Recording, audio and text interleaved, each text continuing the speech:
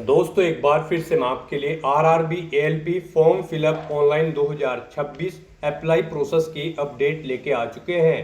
किस तरह से आप railway assistant loco pilot ALP के 11,127 खाली पदों के लिए अपने फॉर्म अप्लाई कर सकते हो। स्टेप बाय स्टेप कंप्लीट जानकारी आपको इस वीडियो में दी जाएगी। लास्ट डेट ऑनलाइन आवेदन करने की 14 जून 2026 है, तो आप जल्द से जल्द अपना फॉर्म अप्लाई कर ले। ऑनलाइन आवेदन करते समय आप अपना रजिस्ट्रेशन किस प्रकार से करोगे, किस तरह से आपको अपनी पर्सनल डिटेल, क्वालिफिकेशन की डिटेल, कॉन्टैक्ट डिटेल फिल करनी होगी, कैसे आप अपना डिजी लॉकर आधार पैन वेरिफिकेशन करोगे, किस तरह से आपको अपना पासवर्ड क्रिएट करना होगा, किस तरह से आपको पोस्ट या फिर जोन प्रेफरेंस देनी होगी, कैसे आप अपना लाइव फोटो कैप्चर करोगे, डॉक्यूमेंट सिग्नेचर फोटोग्राफ कैसे और कितने केबी में आप अपलोड करोगे, फीस पेमेंट करते हुए रजिस्ट्रेशन से लेकर प्रिंट तक आपको कैसे अपना फॉर्म अप्लाई कर लेना होगा। पूरी जानकारी के लिए आपको ये वीडियो शुरू से लेके एंड तक बिना स्किप किए हुए देखनी होगी। इस वीडियो को पूरा देखने पर ही आपके सभी सवाल और डाउट क्लियर होंगे। तो चलिए दोस्तों, बिना कोई वक्त गंवाए शुरू करते हैं आरआरबी एएलपी फॉर्म फिलअप की पूरी जानकारी। फॉर्म भरने से पहले आपको सबसे पहले हमारी वेबसाइट आईएनडी सरकारी नौकरी के इस पेज पर विजिट करना होगा, जिसका लिंक आपको नीचे description plus first comment box में मिल जाएगा। और हमारे इस पेज पर विजिट करके आप यहां से आरआरबी एएलपी का फॉर्म अप्लाई कर सकते हो। रेलवे रिक्रूटमेंट बोर्ड भारतीय रेलवे आरआरबी की ओर से असिस्टेंट लोको पायलट एएलपी की पोस्ट निकली हुई है, जिसके लिए 11,127 वैकेंसीज निकाली गई है। लास्ट डेट ऑनलाइन आवेदन करने की 14 जून 2026 है। 16 जून तक आप फीस पेमेंट कर सकते हो। करेक्शन भी 17 से 26 जून तक आप कर सकते हो। 19,900 से 63,200 सैलरी है प्रति माह के लिए। क्वालिफिकेशन की अगर बात की जाए तो 10वीं पास प्लस आईटीआई से आप अप्लाई कर सकते हो, या फिर 10वीं पास प्लस एसीटी अप्रेंटिसशिप कोर्स से आप अप्लाई कर सकते हो, या फिर 10वीं पास प्लस 3 साल का डिप्लोमा इंजीनियरिंग या फिर डिग्री इंजीनियरिंग से आप अप्लाई कर सकते हो। 18 से 30 वर्ष आयु सीमा है। जनरल ओबीसी डब्ल्यूएस के लिए 500 रुपये फीस है। इसमें एग्जाम के बाद 400 रिफंड कर दी जाएगी। एससी/एसटी पीडब्ल्यूडी फीमेल के लिए 250 है, जो कि टोटल रिफंड कर दी जाएगी। ऑनलाइन मोड से आप फीस पेमेंट करोगे। कंप्यूटर बेस्ड टेस्ट सीबीटी के आधार पे आपका सिलेक्शन होगा। ऑनलाइन अप्लाई कर सकते हो, ऑल इंडिया से अप्लाई कर सकते हो।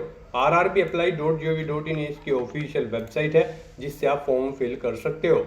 इंपोर्टेंट लिंक सेक्शन के अंतर्गत ऑफिशियल नोटिफिकेशन पीडीएफ लिंक पर क्लिक करके आप इसके पीडीएफ डाउनलोड कर सकते हो। इसमें आपको यहाँ पर कंप्लीट डिटेल देखने को मिल जाएगी, जैसे कि आवेदन करने की डेट, एज लिमिट, सैलरी की जानकारी, क्वालिफिकेशन की डिटेल, कंप्लीट एलिजिबिलिटी क्राइटेरिया आपको यहाँ पर देखने को मिल जाएगा। एज रिलैक्सेशन की भी आपको जानकारी दे दी गई है। साथ ही साथ यहाँ पर सिलेबस आपको डिटेल में दिया गया है। एग्जाम पैटर्न टॉपिक वाइज और सब्जेक्ट वाइज आप डिटेल में चेकआउट कर ले। फॉर्म अप्लाई करते समय आपको डॉक्यूमेंट, सिग्नेचर, फोटोग्राफ कैसे और कितने केबी में आपको अपलोड करने होंगे, कैसे आप लाइव फोटो अपना कैप्चर करोगे, जनरल गाइडलाइंस आपको सभी दे दी गई है। क्वालिफिकेशन की डिटेल आप चेकआउट कर ले। साथ ही साथ जोन वाइज और आरआरबी वाइज आपको कैटेगरी वाइज वैकेंसीज की कंप्लीट डिटेल भी यहाँ पर दे दी गई है। तो फॉर्म अप्लाई करने से पहले आपको ये ऑफिशियल एडवर्टाइजमेंट की पीडीएफ पूरा रीड करना अनिवार्य है। इसको पूरा पढ़ने से ही आपके सभी सवाल और डाउट क्लियर होंगे। पीडीएफ रीड आउट करने के बाद में आपको अप्लाई ऑनलाइन के इस लिंक पर क्लिक करना होगा, तो आपके सामने ऑनलाइन आवेदन करने का ये ऑफिशियल पोर्टल ओपन हो जाएगा। गाइड यहाँ पर अगर आपने पहले से रजिस्ट्रेशन कर रखा है तो आपको यहाँ पर टॉप पर ही लॉगिन की टैब दी गई है, आप इस पर क्लिक करें। आपके सामने यहाँ पर लॉगिन का इंटरफेस ओपन हो जाएगा।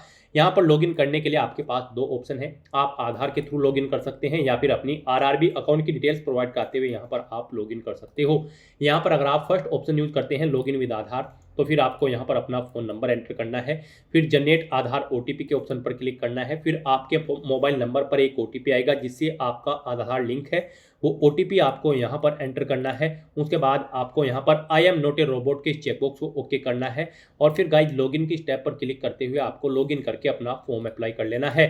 और गाइड यहाँ पर अगर आप सेकंड ऑप्शन यूज करते हैं, आप यहाँ पर login with RRB account credential का ऑप्शन यूज करते हैं, तो फिर यहाँ पर आपको अपना मोबाइल नंबर या ईमेल आईडी एंटर करनी है। अपना पासवर्ड आपको एंटर करना है, जो आपने रजिस्ट्रेशन करते समय क्रिएट किया था। I am not a robot के चेकबॉक्स को ओके करना है। और उसके बाद लॉगिन की स्टेप पर क्लिक करते हुए आपको लॉगिन करके अपना फॉर्म अप्लाई कर लेना है। और अगर आप इस भर्ती के लिए फर्स्ट टाइम अप्लाई करने जा रहे हो तो सबसे पहले यहाँ पर आपको अपना अकाउंट क्रिएट करना होगा। उसके लिए आपको यहाँ पर टॉप पर ही क्रिएट एन अकाउंट का ये टैब दिया गया है, आप इस पर क्लिक करें।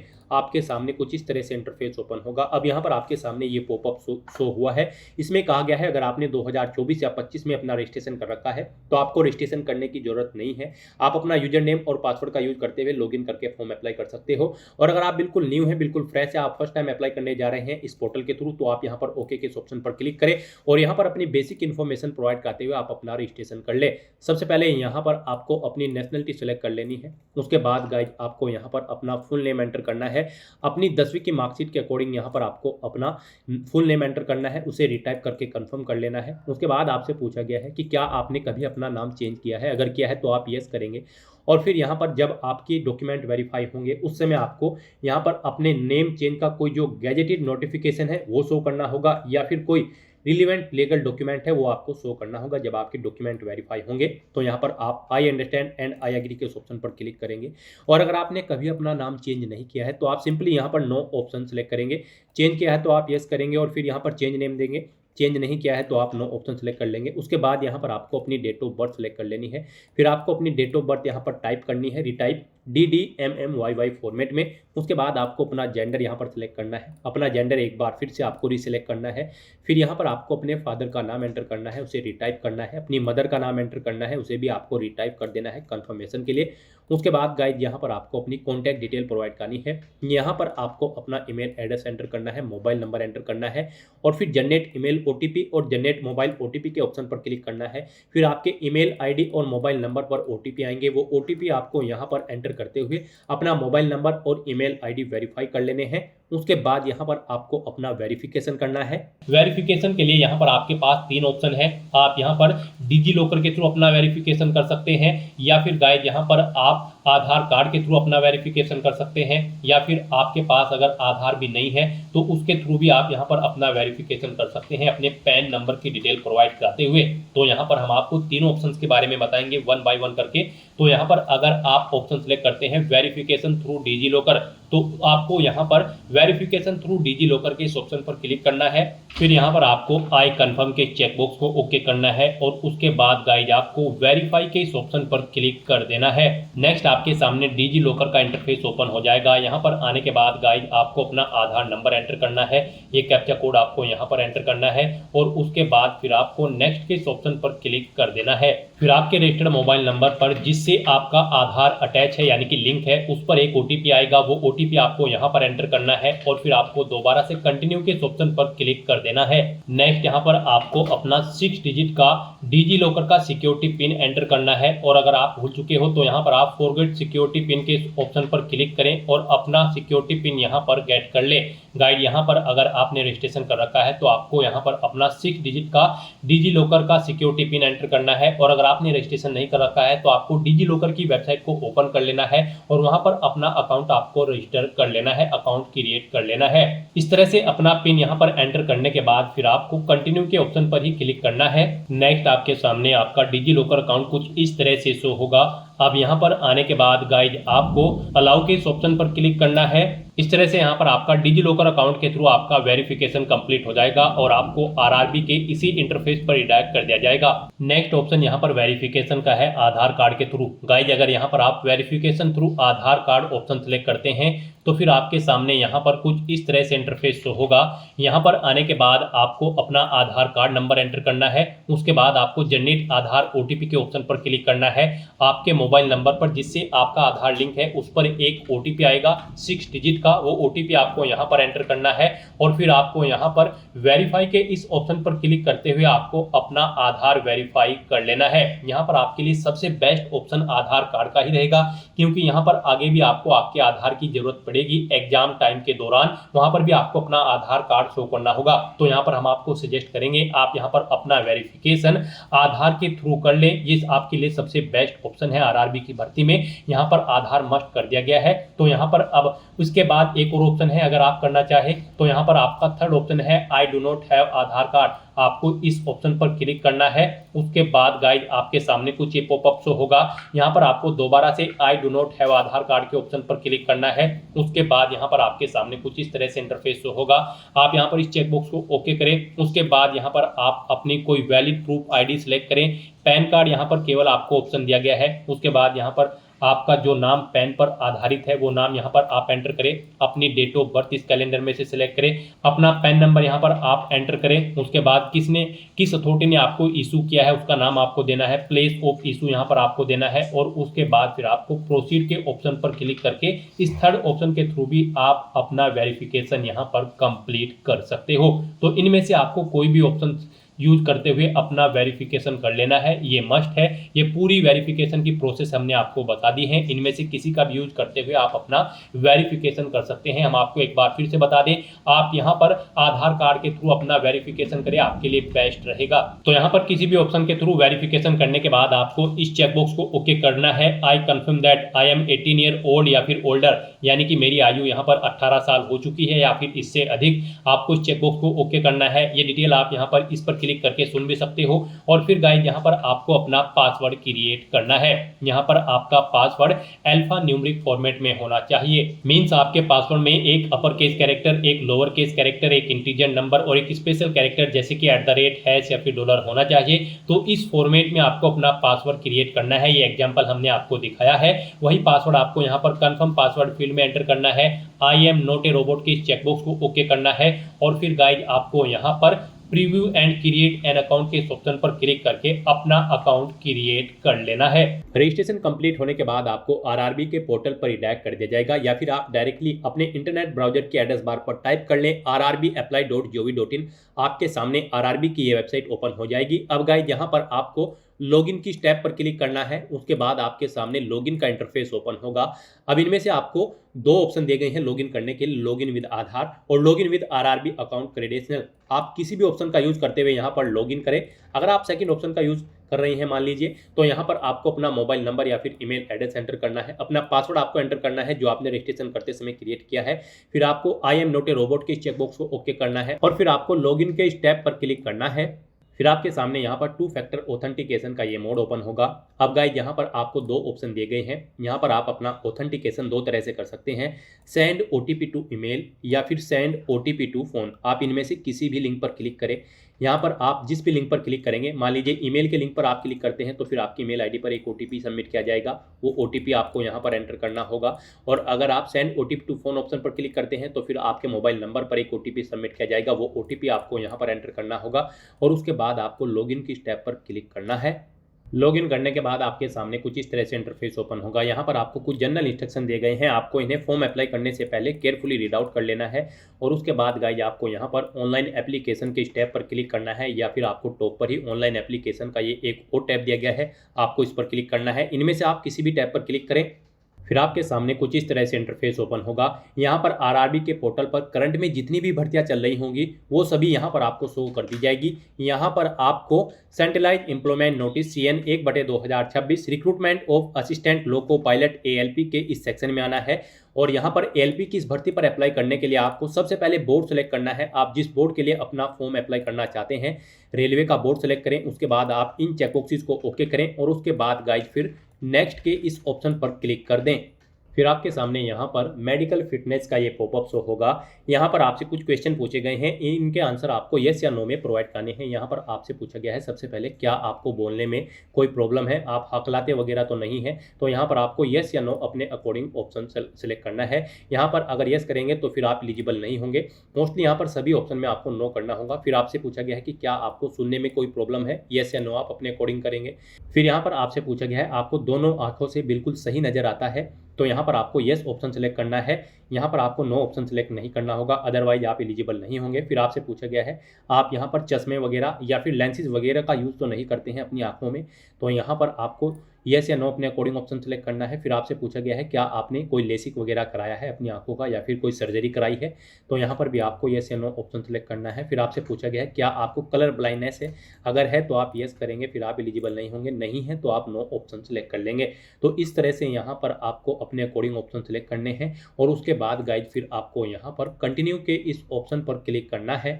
फिर यहाँ पर आपसे मेंटल फिटनेस के अकॉर्डिंग कुछ क्वेश्चन पूछे गए हैं। यहाँ पर आपसे पूछा गया है कि क्या आप यहाँ पर साइकेट्रिक या फिर न्यूरोलॉजिकल प्रॉब्लम है आपको कोई, अगर है तो आप यस करेंगे, नहीं तो नो ऑप्शन सेलेक्ट करेंगे। फिर आपसे पूछा गया है कि क्या यहाँ पर आपको ब्लैकआउट या फिर दौरे वगैरह पड़ते हैं या फिर आप बेहोश हो जाते हैं कभी कभी, तो यहाँ पर आपको यस या नो अपने अकॉर्डिंग ऑप्शन सेलेक्ट करना है। फिर आपसे पूछा गया है कि क्या यहाँ पर लंबे समय तक आप अपना ध्यान बनाए रखते हैं, यहाँ पर आपको यस या नो अपने अकॉर्डिंग ऑप्शन सेलेक्ट करना है और फिर कंटिन्यू के इस ऑप्शन पर क्लिक करना है। उसके बाद यहाँ पर आपको अपनी मेडिकल कंडीशंस के बारे में बताना है। यहाँ पर आपसे पूछा गया कि क्या आपको डायबिटीज़ वगैरह तो नहीं है, तो यहाँ पर आपको अपने अकॉर्डिंग ऑप्शन सेलेक्ट करना है। फिर आपसे पूछा गया है क्या यहाँ पर आपको हाइपरटेंशन हाई ब्लड प्रेशर की प्रॉब्लम है, अगर है तो यस करें, नहीं तो नो ऑप्शन सेलेक्ट करें। फिर आपसे पूछा गया है कि क्या यहाँ पर आपको कोई सांस की बीमारी या कोई पुरानी बीमारी तो नहीं है, तो यहाँ पर भी आपको नो ऑप्शन सेलेक्ट करना है। फिर आपसे पूछा गया है कि क्या आप यहाँ पर कोई नशे की गोली वगैरह तो नहीं लेते हैं, नशे की दवाइयाँ वगैरह, तो यहाँ पर भी आपको नो ऑप्शन सेलेक्ट करना है। उसके बाद आपको कंटिन्यू के इस ऑप्शन पर क्लिक करना है। अब यहाँ पर आपसे पूछा गया है क्या यहाँ पर आप ड्रग्स वगैरह कोई नशीली दवाइयाँ तो नहीं लेते हैं, तो यहाँ पर भी आपको नो ऑप्शन सेलेक्ट करना है। और आप यहाँ पर शराब वगैरह तो नहीं पीते हैं, आप हैबिचुअल यहाँ पर ड्रिंक तो नहीं करते हैं जिससे आपके काम पर इफेक्ट पड़े, तो यहाँ पर भी आपको नो ऑप्शन सेलेक्ट करना है। उसके बाद आपको कंटिन्यू के इस ऑप्शन पर क्लिक करना है। फिर यहाँ पर आपको फाइनल डिक्लेरेशन सेक्शन में आई एग्री के इस चेकबॉक्स को ओके करना है। पीछे आपने जो डिटेल प्रोवाइड कराई है उन्हें आप एग्री करते हैं और फिर गाइस आपको यहाँ पर सबमिट के इस ऑप्शन पर क्लिक करना है। अब यहाँ पर आपका फॉर्म स्टार्ट हो चुका है। कुछ डिटेल यहाँ पर आपको आपकी ऑटोमेटिकली फिर मिलेगी, जैसे कि यहाँ पर आपकी डेट ऑफ बर्थ, आपका नाम, आपके फादर का नाम, आपकी मदर का नाम, ये आपके रजिस्ट्रेशन से फैच कर ली गई है। बस गाइस यहाँ पर अब आपको अपना मैरिटल स्टेटस सेलेक्ट करना है, आप मैरिड हो या फिर अनमैरिड। फिर आपको अपना रिलीजन सेलेक्ट करना है। उसके बाद आपको अपनी मातृभाषा यहाँ पर सेलेक्ट कर लेनी है। उसके बाद आपको यहाँ पर एग्जाम के लिए लैंग्वेज सेलेक्ट कर लेनी है। जिस लैंग्वेज में आप अपना एग्जाम पेपर चाहते हैं वो लैंग्वेज आप सेलेक्ट करें। फिर आपकी बॉडी पर कहीं कोई कट या तिल का निशान है तो उस पैलेस का नाम यहाँ पर आप दें। 2 पैलेस के नाम यहाँ पर आपको देने होंगे, नहीं है तो आप नो मार्क यहाँ पर एंटर कर देंगे। उसके बाद यहाँ पर आपको अपनी कम्युनिटी की डिटेल देनी है, यहाँ पर आप अपनी कम्युनिटी सेलेक्ट करें। उसके बाद अगर आप रिजर्व कैटेगरी से बिलोंग करते हैं तो यहाँ पर आप अपनी कास्ट का नाम देंगे। फिर यहाँ पर आप अपना कास्ट सर्टिफिकेट नंबर एंटर करेंगे, किसने आपको उसे इशू कराया है आपके सर्टिफिकेट को, उस डेजिग्नेशन रैंक को यहाँ पर आप सेलेक्ट करेंगे, जैसे कलेक्टर, कमिश्नर या फिर मैजिस्ट्रेट, जिसने भी आपको यहाँ पर प्रोवाइड कराया है वो यहाँ पर आप सेलेक्ट करें। फिर यहाँ पर आपको किस स्टेट से वो इशू हुआ है वो स्टेट आपको सेलेक्ट कर लेना है, जिस स्टेट का आपके पास कास्ट सर्टिफिकेट है। किस डेट को इशू हुआ है वो डेट आपको सेलेक्ट कर लेनी है। आप फ्री ट्रेवल पास चाहते हैं या फिर नहीं, आप यस या नो अपने अकॉर्डिंग ऑप्शन सेलेक्ट कर लेंगे। फ्री ट्रेवल पास अगर आप चाहते हैं तो फिर यहाँ पर आपको अपना वैलिड कास्ट सर्टिफिकेट अपलोड करना होगा। उसके लिए आपको यहाँ पर अपलोड डॉक्यूमेंट के ऑप्शन पर क्लिक करना है, फाइल को सिलेक्ट कर लेना है और अपना कास्ट सर्टिफिकेट यहाँ पर आपको अपलोड कर देना है। आपका ये सर्टिफिकेट यहाँ पर PDF फॉर्मेट में होना चाहिए, 400 KB से कम इसका साइज फाइल का होना चाहिए। इस तरह से आपको ये अपनी डिटेल प्रोवाइड करनी है। फिर यहाँ पर आपको अपने एड्रेस की डिटेल प्रोवाइड करनी है। यहाँ पर आपको अपना प्रेजेंट एड्रेस एंटर करना है, आप अपना प्रेजेंट एड्रेस यहाँ पर एंटर करें। उसके बाद यहाँ पर आपको अपना परमानेंट एड्रेस एंटर करना है, यहाँ पर आप अपना परमानेंट एड्रेस एंटर करें। और अगर आपका परमानेंट एड्रेस आपके प्रेजेंट एड्रेस के अकॉर्डिंग सेम है तो tick if permanent address is same as present address में इस चेकबॉक्स को आप ओके कर देंगे। ऑटोमेटिकली आपका परमानेंट एड्रेस आपके प्रेजेंट एड्रेस के अकॉर्डिंग यहाँ पर फिल हो जाएगा। इस तरह से अपनी डिटेल प्रोवाइड करने के बाद गाइज फिर आपको यहाँ पर सेव के इस ऑप्शन पर क्लिक करके अपनी डिटेल सेव कर देनी है और उसके बाद फिर आपको यहाँ पर नेक्स्ट के इस ऑप्शन पर क्लिक करना है। फिर आपके सामने ये पॉपअप शो होगा। यहाँ पर आपसे कहा गया है आपका जो फीस रिफंड है वो आपके उस बैंक अकाउंट में सबमिट किया जाएगा जिससे आपका आधार नंबर लिंक है। तो यहाँ पर अब आपको आई अंडरस्टैंड एंड एग्री के इस ऑप्शन पर क्लिक करना है और अब यहाँ पर आपको अपनी कुछ और डिटेल्स देनी है। यहाँ पर आपसे पूछा गया है कि क्या आप EX सर्विसमैन कैंडिडेट हैं, अगर हैं तो आप यस करेंगे और फिर यहाँ पर आप बताएंगे किस में आपने सर्विस की है, आर्मी, नेवी या फिर एयरफोर्स, किस रैंक पर थे। यहाँ पर एंट्री की डेट आप सेलेक्ट करेंगे, क्या यहाँ पर आप फिलहाल भी जॉब कर रहे हैं या फिर नहीं। इन डेट्स के अकॉर्डिंग यहाँ पर आपकी सर्विस की लेंथ कैलकुलेट करके आपको शो कर दी जाएगी और अगर आप EX सर्विसमैन नहीं हैं तो आप सिंपली नो ऑप्शन सेलेक्ट कर लेंगे। फिर आपसे पूछा गया है कि क्या आप एलिजिबल हैं और यहाँ पर फीस कंसेशन चाहते हैं under EBC in term of पारा 70 ऑफ, यानी कि अगर आप इकोनॉमिकली बैकवर्ड क्लास से बिलोंग करते हैं तो फिर यहाँ पर आपको फीस में कंसेशन दिया जाएगा। तो यहाँ पर अगर आप EBC कैटेगरी के अंतर्गत आते हैं तो यस ऑप्शन सेलेक्ट करेंगे, I understand and I agree के इस ऑप्शन पर क्लिक करेंगे और अपनी डिटेल देंगे। यहाँ पर आपको डॉक्यूमेंट बताना होगा कौन सा डॉक्यूमेंट है जिसके बेस पर आपको यहाँ पर कंसेशन दिया जाए ईबीसी डिटेल के अंतर्गत। तो यहाँ पर आपके पास ईबीसी सर्टिफिकेट है, इकोनॉमिकली बैकवर्ड क्लास का, या फिर बीपीएल कार्ड है, या फिर इज्जत एमएसटी इशूड है रेलवे के द्वारा। यहाँ पर आप अपने अकॉर्डिंग ऑप्शन सेलेक्ट करेंगे, किस अथॉरिटी ने आपको प्रोवाइड कराया है वो आप सेलेक्ट करेंगे, सर्टिफिकेट का नंबर देंगे, कब इशू हुआ है वो डेट आप सेलेक्ट करेंगे। और अगर आप यहाँ पर इस इकोनॉमिकली बैकवर्ड क्लास के अंतर्गत नहीं आते हैं तो आप सिंपली नो ऑप्शन सेलेक्ट कर लेंगे, फिर आपको आगे की डिटेल नहीं देनी होगी।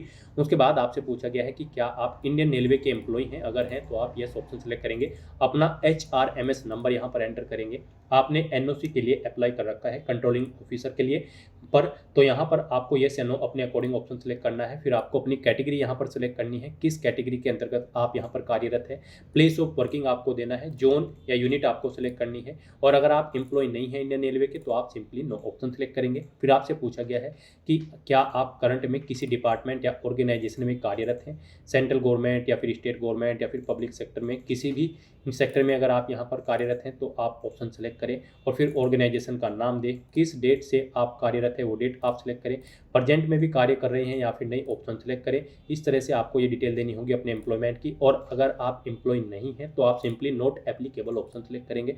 फिर आपसे पूछा गया है कि क्या आपने यहाँ पर ACT अप्रेंटिस का कोर्स कंप्लीट कर लिया है, यहाँ पर अगर कर लिया है तो आप यस करेंगे, ट्रेड का नाम देंगे जिस ट्रेड में आपने कंप्लीट किया है, ट्रेनिंग आपने कब से ली और कब तक आपने ली वो डेट आप सेलेक्ट करेंगे। इनके अकॉर्डिंग आपकी ट्रेनिंग का ड्यूरेशन कैलकुलेट करके आपको शो कर दिया जाएगा।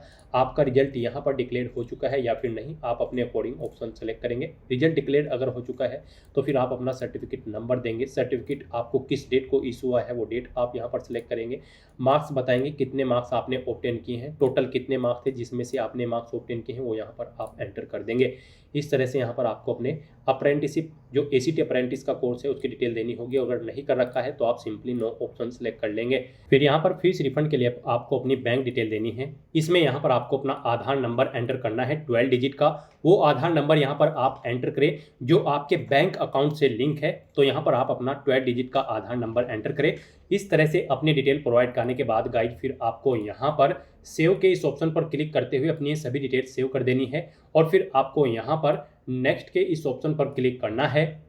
नेक्स्ट यहाँ पर आपको अपनी एजुकेशनल क्वालिफिकेशन की डिटेल प्रोवाइड करनी है। गाइड यहाँ पर RRB ALP की इस भर्ती में पार्टिसिपेट करने के लिए आपका 10वीं क्लास पास आउट होना जरूरी है, प्लस आपके पास यहाँ पर नेशनल अप्रेंटिसशिप सर्टिफिकेट होना चाहिए या फिर ITI का सर्टिफिकेट होना चाहिए रिलीवेंट ट्रेड के अंतर्गत, या फिर आपके पास इंजीनियरिंग डिग्री होनी चाहिए रिलीवेंट ट्रेड के अंतर्गत, या फिर आपके पास 3 साल का डिप्लोमा होना चाहिए इंजीनियरिंग का रिलीवेंट ट्रेड के अंतर्गत। तो यहाँ पर अब आपको अपनी क्वालिफिकेशन की डिटेल देनी है। सबसे पहले यहाँ पर आपको अपनी 10वीं क्लास की डिटेल देनी है। उसके बाद आपके पास इनमें से जो भी क्वालिफिकेशन है, आपके पास अप्रेंटिसशिप सर्टिफिकेट है या फिर ITI सर्टिफिकेट है या फिर डिग्री है आपके पास इंजीनियरिंग की रिलीवेंट ट्रेड के अंतर्गत या फिर डिप्लोमा है, तो उनकी डिटेल यहाँ पर आपको देनी होगी। सबसे पहले यहाँ पर आपको अपनी 10वीं क्लास की डिटेल देनी है, तो यहाँ पर आप मैट्रिकुलेशन ऑप्शन सेलेक्ट करें और यहाँ पर आप अपनी 10वीं क्लास की डिटेल आप प्रोवाइड कराएं। सबसे पहले आपको स्टेट सेलेक्ट करना है जिस स्टेट से आपने अपनी 10वीं क्लास पास आउट की है, फिर आपको डिस्ट्रिक्ट सेलेक्ट कर लेना है। उसके बाद आपको यहाँ पर बोर्ड का नाम एंटर करना है जिस बोर्ड से आपने अपनी 10वीं क्लास पास आउट की है। फिर आपको पासिंग डेट सेलेक्ट करनी है, कब आपने अपनी 10वीं क्लास पास आउट की है, अपनी 10वीं का रोल नंबर यहाँ पर आपको एंटर करना है और फिर यहाँ पर आपको अपनी 10वीं क्लास के सर्टिफिकेट का सीरियल नंबर भी एंटर कर देना है। इस तरह से यहाँ पर आपको अपनी 10वीं क्लास की डिटेल प्रोवाइड करनी है और फिर गाइड आपको यहाँ पर ऐड के इस ऑप्शन पर क्लिक करते हुए अपनी ये डिटेल ऐड कर देनी है 10वीं क्लास की। इस तरह से यहाँ पर आपकी 10वीं क्लास की क्वालिफिकेशन सक्सेसफुली ऐड हो जाएगी। इसमें अगर आप एडिट करना चाहते हैं तो पेंसिल के इस ऑप्शन पर क्लिक करके आप एडिट कर सकते हैं। इसे डिलीट करना चाहते हैं तो डिलीट के इस ऑप्शन पर क्लिक करके आप डिलीट कर सकते हैं। अब गए यहाँ पर आपको 10वीं क्लास की डिटेल प्रोवाइड करने के बाद आपको अपनी नेशनल अप्रेंटिसशिप सर्टिफिकेट की डिटेल देनी है, या फिर ITI कर रखी है तो उसकी डिटेल देनी है, या फिर आपके पास इंजीनियरिंग डिग्री है उसकी डिटेल देनी है, या फिर आपके पास 3 साल का डिप्लोमा है इंजीनियरिंग का रिलेवेंट ट्रेड के अंतर्गत उसकी डिटेल आपको देनी है। इनमें से आपके पास जो भी क्वालिफिकेशन है वो यहाँ पर आप सेलेक्ट करें और फिर उसकी डिटेल यहाँ पर आप प्रोवाइड कराएं। मान लीजिए आपके पास ITI है तो फिर यहाँ पर आपको डिसिप्लिन देनी होगी, जिस डिसिप्लिन में आपने अपने ITI कंप्लीट कर रखी है जिस ट्रेड में। उसके बाद आपको स्टेट सेलेक्ट करना है, किस स्टेट से पास आउट की है, डिस्ट्रिक्ट सेलेक्ट करना है, इंस्टीट्यूट का नाम देना है जिससे आपने अपनी आईटीआई पास आउट की है, पासिंग डेट आपको सेलेक्ट कर लेनी है। यहाँ पर आपको सर्टिफिकेट एनसीवीटी से मिला है आईटीआई का या फिर एससीवीटी से, आप अपने कोडिंग ऑप्शन सेलेक्ट करें। सर्टिफिकेट का टाइप सेलेक्ट करें, और नेशनल ट्रेड सर्टिफिकेट है या फिर स्टेट ट्रेड सर्टिफिकेट है, आप अपने कोडिंग ऑप्शन सेलेक्ट कर लें। इस तरह से अपने डिटेल प्रोवाइड करने के बाद गाइज फिर आपको यहाँ पर ऐड के इस ऑप्शन पर क्लिक करके अपनी ये डिटेल भी ऐड कर देनी है। इस तरह से यहाँ पर आपकी आईटीआई की डिटेल भी सक्सेसफुली ऐड हो जाएगी। तो इस तरह से यहाँ पर आपने जो भी कर रखा है 10वीं के बाद नेशनल अप्रेंटिस सर्टिफिकेट, आईटीआई या फिर डिग्री या फिर डिप्लोमा इंजीनियरिंग में रिलेवेंट ट्रेड के अंतर्गत, उसकी डिटेल यहाँ पर आप प्रोवाइड कर सकते हैं। आईटीआई के साथ अगर आपने यहाँ पर डिग्री या फिर डिप्लोमा भी कर रखा है तो उसकी डिटेल भी आप यहाँ पर ऑप्शन सेलेक्ट करने के बाद सेम ऐसे ही प्रोवाइड कर सकते हैं। तो इस तरह से यहाँ पर अपनी क्वालिफिकेशन की डिटेल प्रोवाइड करने के बाद गाइड फिर आपको यहाँ पर नेक्स्ट के इस ऑप्शन पर क्लिक करना है। नेक्स्ट यहाँ पर आपको अपना फोटो और सिग्नेचर अपलोड करने हैं। यहाँ पर आपको फोटो कैप्चर करने के लिए 2 ऑप्शन दिए गए हैं। आप यहाँ पर डायरेक्टली कैप्चर लाइव इमेज के ऑप्शन पर क्लिक करें, अपने वेब कैमरा के थ्रू अपना लाइव फोटो कैप्चर कर लें, या फिर आप यहाँ पर capture live image from mobile के इस ऑप्शन पर क्लिक करें। आपके सामने यहाँ पर एक QR कोड शो होगा। इस QR कोड को आप अपने मोबाइल फोन से स्कैन करें। अपने मोबाइल फोन में आपने जो भी यहाँ पर QR कोड स्कैनर इंस्टॉल किया हुआ है उसके थ्रू आप इसे स्कैन करें। उसके बाद आपके मोबाइल फोन में आपको अपना RRB का अकाउंट लॉगिन करना होगा। अपने लॉगिन की डिटेल प्रोवाइड करते हुए आपको अपने डैशबोर्ड में लॉगिन कर लेना है, और फिर वहां से आपको अपना फोटो लाइव कैप्चर करना है। फोटो कैप्चर करते समय आपको अपना फेस सर्कल में प्रॉपर वे में लाना है और अपनी आंखों को 2 या 3 बार ब्लिंक करना है। उसके बाद यहाँ पर आपका लाइव फोटो कैप्चर हो जाएगा आपके मोबाइल फोन से। यहाँ पर फोटो कैप्चर करते समय आपको कुछ जनरल इंस्ट्रक्शंस दिए गए हैं, आपको इन्हें रीड आउट कर लेना है। फोटो कैप्चर करते समय आपको सफेद कपड़े नहीं पहनने हैं, और जिस स्थान पर आप अपना फोटो कैप्चर करेंगे वहां पर प्रॉपर वे में लाइट होनी चाहिए और प्लेन बैकग्राउंड उस स्थान का होना चाहिए। और यहाँ पर आपको बिल्कुल सीधा कैमरे की तरफ देखना है, और आपको यहाँ पर फोटो कैप्चर करते समय अपने सर पर कोई टोपी या फिर कैप नहीं पहननी है, ना आपको अपने चेहरे पर कोई मास्क लगाना है, और ना ही आपको अपने आंखों पर कोई चश्मा यहाँ पर पहनना है। तो यहाँ पर आपको कुछ इन इंस्ट्रक्शंस को ध्यान में रखते हुए अपना लाइव फोटो कैप्चर कर लेना है। दोस्तों, मोबाइल से लाइव फोटो कैप्चर करने के लिए सबसे पहले आपको अपने फोन में QR code scanner application open करनी होगी। उसके बाद में आपको ये बार कोड यहाँ पर स्कैन कर लेना होगा। उसके बाद में आपको इस लिंक पर क्लिक करना होगा। उसके बाद यहाँ पर आने के बाद में आपको RRB अकाउंट के अंतर्गत अपने डैशबोर्ड में लॉगिन करना होगा। लॉगिन करने के लिए आप आधार से लॉगिन कर सकते हो या फिर RRB अकाउंट के थ्रू लॉगिन कर सकते हो। जैसे कि हम आपको RRB अकाउंट के थ्रू लॉगिन करके दिखा रहे हैं। सबसे पहले आपको यहाँ पर अपना ईमेल एड्रेस एंटर करना होगा, पासवर्ड आपको एंटर करना होगा और इस चेक बॉक्स को ओके करना होगा, और यहाँ पर लॉगिन की स्टेप पर क्लिक करके अपने डैशबोर्ड में लॉगिन कर लेना होगा। लॉगिन करने के लिए आपको ईमेल आईडी या फिर मोबाइल फोन पर एक OTP सेंड करना होगा। उसके लिए आपको यहाँ पर इस लिंक पर क्लिक करना होगा। OTP एंटर करने के बाद में आपको लॉगिन की स्टेप पर क्लिक करना होगा। लॉगिन करने के बाद में आपके सामने कुछ इस तरह से इंटरफेस ओपन हो जाएगा। यहाँ पर आकर आपको इस पेज को स्क्रॉल डाउन करना होगा, और यहाँ पर आप देख सकते हो capture live image. Live photo capture करने के लिए आपको इस टैब पर क्लिक करना होगा और अपना लाइव फोटो कैप्चर कर लेना होगा। फोटो कैप्चर करने के लिए आपको अपना फेस इस सर्कल के अंतर्गत लाना होगा और अपनी आंखों को यहाँ पर ब्लिंक करना होगा वेरिफिकेशन के लिए, और उसके बाद में कैप्चर के इस टैब पर क्लिक करके अपना लाइव फोटो कैप्चर कर लेना होगा। तो इस तरह से आपका लाइव फोटो कैप्चर हो जाएगा, और उसके बाद में आपको सेव की टैब पर क्लिक करके अपना लाइव फोटो जो आपने कैप्चर किया है उसको सेव कर देना होगा। उसके बाद गाइस यहाँ पर आपको अपने सिग्नेचर अपलोड करने हैं। सिग्नेचर यहाँ पर आपके JPG या फिर JPEG फॉर्मेट में होने चाहिए। सिग्नेचर की विड्थ आपकी 140 पिक्सल होनी चाहिए, हाइट 60 पिक्सल होनी चाहिए। सिग्नेचर यहाँ पर आपको एक ब्लैंक इंक पेन से व्हाइट पेपर पर करने हैं। यहाँ पर आपको एक बॉक्स क्रिएट करना है जिसकी विड्थ 140 पिक्सल होनी चाहिए और हाइट उसकी 60 पिक्सल होनी चाहिए। उसमें आपको अपने सिग्नेचर यहाँ पर करके अपलोड करने हैं। साइज आपके सिग्नेचर की फाइल का 30 KB से 49 KB के बीच में होना चाहिए। और अगर आप अपने सिग्नेचर का साइज कम या ज्यादा करना चाहते हैं तो आप गूगल पर जाएं, इमेज रिसाइज टाइप करें, मल्टीपल ऑनलाइन वेबसाइट ओपन होंगी, उनमें से कोई भी वेबसाइट ओपन करें, वहां पर आप अपने सिग्नेचर की फाइल को अपलोड करें और अपनी नीड के अकॉर्डिंग आप उसका साइज सेट करके फिर उसे वहां से डाउनलोड करके अपलोड कर दें। तो यहाँ पर आपको ब्राउज के ऑप्शन पर क्लिक करना है, फाइल को सिलेक्ट कर लेना है और अपने सिग्नेचर की फाइल को यहाँ पर अपलोड कर देना है। इस तरह से यहाँ पर अपना फोटो और सिग्नेचर अपलोड करने के बाद गाइस फिर आपको I have uploaded my own signature के इस चेकबॉक्स को ओके करना है और फिर आपको यहाँ पर सेव के इस ऑप्शन पर क्लिक करके अपना फोटो और सिग्नेचर सेव कर देने हैं और उसके बाद आपको नेक्स्ट के इस ऑप्शन पर क्लिक करना है। नेक्स्ट यहाँ पर आपको आपके बोर्ड के अकॉर्डिंग अपनी जोन प्रेफरेंस देनी है। गाइड यहाँ पर आप जिस जोन को जिस नंबर पर प्रेफरेंस देना चाहते हैं उस नंबर पर आप उसके सामने प्लस के ऑप्शन पर क्लिक करेंगे और उसे यहाँ पर प्रेफरेंस देंगे। इस तरह से यहाँ पर आपको 1 बाय 1 करके अपनी जोन प्रेफरेंस देनी है। आप जिस जोन को जिस नंबर पर प्रेफरेंस देना चाहते हैं उसके सामने उसी नंबर पर प्लस के ऑप्शन पर क्लिक करें और यहाँ पर इस सेकंड बॉक्स में उसे 1 बाय 1 करके ऐड कर दें। इस तरह से आपको अपनी जोन प्रेफरेंस देनी है। फिर आपको इस पेज को नीचे स्क्रॉल डाउन करना है और फिर आपको प्रेफरेंस के इस चेकबॉक्स को ओके करना है। उसके बाद आपको डिक्लेरेशन सेक्शन में आना है। I hereby declare that I have gone through the eligibility criteria के इस चेकबॉक्स को भी आपको ओके करना है। अपना पैलेस यहाँ पर आपको एंटर करना है जिस सिटी से आप बिलोंग करते हैं। इस तरह से अपनी डिटेल प्रोवाइड करने के बाद फिर आपको सेव के इस ऑप्शन पर क्लिक करके अपनी डिटेल सेव कर देनी है और उसके बाद फिर आपको प्रीव्यू एप्लीकेशन के इस ऑप्शन पर क्लिक करना है। नेक्स्ट यहाँ पर आपको आपके एप्लीकेशन फॉर्म का पूरा प्रीव्यू शो कर दिया गया है। पीछे अब तक जो आपने डिटेल प्रोवाइड कराई है उनका प्रीव्यू आपको शो कर दिया गया है। आपको सभी डिटेल्स 1 बाय 1 करके केयरफुली चेकआउट करनी है। इसे नीचे स्क्रॉल करना है और यहाँ पर I have recheck the about details and found correct के इस चेकबॉक्स को आपको ओके करना है। कहीं पर कोई मिस्टेक है तो आप गाइड यहाँ पर एडिट के ऑप्शन पर क्लिक करके अपने फॉर्म में एडिट कर सकते हैं और अगर सभी चीज़ें ओके हैं तो बस यहाँ पर अब आपको सबमिट के इस ऑप्शन पर क्लिक करना है। सबमिट ऑप्शन पर क्लिक करने के बाद आपके सामने ये पॉपअप शो होगा। अब आपको दोबारा से एक बार फिर सबमिट के इस ऑप्शन पर क्लिक करना है। इस तरह से यहाँ पर आपका एप्लीकेशन फॉर्म सक्सेसफुली सबमिट हो जाएगा। आपका फॉर्म तो सबमिट हो चुका है लेकिन कंसीडर इसे आपके फीस पेमेंट के बाद ही किया जाएगा। तो यहाँ पर अब आपको अपनी कैटेगरी के अकॉर्डिंग एप्लीकेशन फीस का अमाउंट पे करना है। गाइस यहाँ पर general OBC EWS category candidate के लिए 500 रुपये फीस है। 400 रुपये फीस उनकी बाद में रिफंड कर दी जाएगी। रिजर्व कैटेगरी कैंडिडेट के लिए 250 रुपये यहाँ पर एप्लीकेशन फीस का अमाउंट तय किया गया है। पूरी की पूरी फीस उनकी बाद में यहाँ पर रिफंड कर दी जाएगी। तो यहाँ पर अब आपको अपना फीस पेमेंट करने के लिए पे विद SBI ई पे के इस ऑप्शन पर क्लिक करना है। फिर आपके सामने ये पॉपअप शो होगा। अब आपको इसमें इस चेकबॉक्स को ओके करना है आई एग्री के और उसके बाद आपको यहाँ पर प्रोसीड के इस ऑप्शन पर क्लिक करना है। नेक्स्ट यहाँ पर आपको फीस पेमेंट के इस इंटरफेस पर डायरेक्ट कर दिया जाएगा। यहाँ पर आप debit card, credit card, net banking या फिर UPI के माध्यम से अपना फीस पेमेंट कर सकते हो। यहाँ पर आपके लिए सबसे बेस्ट और इजी ऑप्शन UPI का रहेगा। आप UPI के इस ऑप्शन पर क्लिक करें। उसके बाद आप यहाँ पर UPI QR के इस रेडियो बटन पर क्लिक करें और फिर गाइड आप यहाँ पर पे नाउ के इस ऑप्शन पर क्लिक करें।